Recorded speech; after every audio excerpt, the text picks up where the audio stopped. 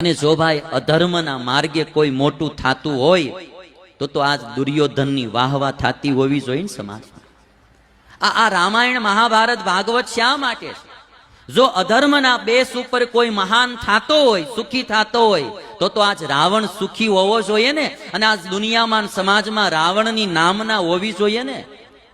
હજી સુધીમાં કોઈએ એના દીકરાનું નામ રાવણ નથી પાડ્યું. ભારતના લોકોએ નહીં, શ્રીલંકાના લોકોએ પણ કોઈ રાવણ નામ નથી પાડ્યું. અધર્મના બેસ ઉપર, અધર્મના પાયા ઉપર કોઈ ક્યારેય સુખી કે મહાન ન થઈ શકે. લાગે જરૂર ચાંજવાના જળની જેમ કે હમણાં હું મહાન થઈ જઈશ, પણ એ જરૂર એનું પતન થાય ને થાય. અને અધર્મના બેસ ઉપર જો કોઈ મહાન થતો હોય તો આ દુર્યોધનની મહાનતા દુનિયામાં ગવાતી હોય છે. અને આ દુનિયામાં કોઈ 1% કદાચ કોઈ રાવણને કે હારો કે નારો હોય ને તો એ આખી દુનિયાને ખબર પડે કે આને ઉપલો માળ ખાલી છે.